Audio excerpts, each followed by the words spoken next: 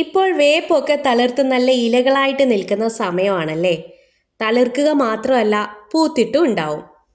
കറിവേപ്പ് പൂക്കുന്നത് നന്നല്ലെന്ന് പറയാറുണ്ട്.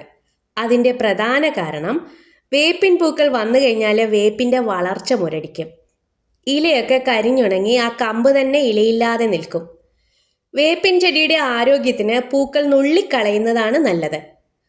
പൂത്ത് കഴിഞ്ഞാണ് കാണുന്നതെങ്കിൽ ഒരു 2 ഇല താഴെ വെച്ച് ഒടിച്ചു കൊടുത്താൽ 3-4 തളിർപ്പുകൾ വന്ന് പുതിയ ശാഖകളൊക്കെ ഉണ്ടായി നിൽക്കും. ചില വീടുകളിൽ കറിവേപ്പ് മരമായിട്ട് നിൽക്കുന്നത് കണ്ടിട്ടുണ്ട്. മരം നിറയെ പൂത്തുലഞ്ഞു നിൽക്കുന്നത്. കറിവേപ്പ് മരമാക്കി വളർത്തരുത്. കമ്പൊടിച്ചു നിർത്തി ബുഷിയാക്കി വളർത്താം. ഉയരത്തിലേക്ക് വിടാതെ വളർത്തുന്നതാണ് നല്ലത്. ഇതിൻ്റെ പൂക്കൾക്ക് നല്ല സ്മെല്ലാണ്.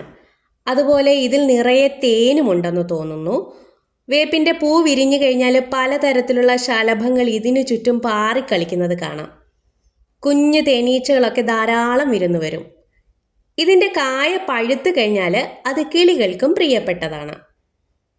ലക്ഷ്മി കടാക്ഷമുള്ള ചെടിയാണ് കറിവേപ്പ്. കറിവേപ്പിൻ്റെ തൈകളൊക്കെ എല്ലാവർക്കും ആവശ്യമാണ്. വീട്ടുകാർ അത് പറിച്ചു കൊടുക്കാൻ പാടില്ലാത്രേ. വേപ്പ് മാത്രമല്ല, മൈലാഞ്ചി, നെല്ലി ഇവയെല്ലാം ദേവീ സാന്നിധ്യമുള്ളവയാണ്. അഥവാ കൊടുക്കണമെങ്കിൽ ഒരു നാണയം വാങ്ങിയിട്ട് കൊടുക്കാമത്രേ. എൻ്റെ വീട്ടിൽ വേപ്പിൻ്റെ ഒരു കുഞ്ഞു തോട്ടം തന്നെയുണ്ട്. ഇതിൻ്റെ ഇടയ്ക്കൊക്കെ കുഞ്ഞു തൈകളൊക്കെ ധാരാളമുണ്ട്. അടിച്ചു മാറ്റി കൊണ്ടുപോകുന്നവരുണ്ട്, ചോദിച്ചു വാങ്ങിച്ചു കൊണ്ടുപോകുന്നവരുണ്ട്.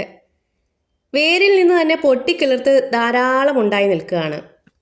മതിലിനടിയിലൂടെ അടുത്ത വീട്ടിലും വേപ്പ് ചെന്നിട്ടുണ്ട്. അവർക്ക് വേപ്പ് വെച്ച് പിടിപ്പിക്കേണ്ടി വന്നിട്ടില്ല. പിന്നെ വേപ്പിലെ നമ്മൾ എടുക്കുമ്പോൾ അതിൻ്റെ തണ്ട് അടർത്തി എടുക്കരുത്, കമ്പൊടിച്ചെടുക്കണം. അപ്പോൾ പുതിയ തളിർപ്പുകളൊക്കെ വന്ന് നല്ല ബുഷിയായിട്ട് നിൽക്കും. നിങ്ങളുടെയൊക്കെ വീട്ടിൽ വേപ്പ് തളിർത്തുവോ? വീഡിയോ ഇഷ്ടമായാൽ ഒരു ലൈക്ക്.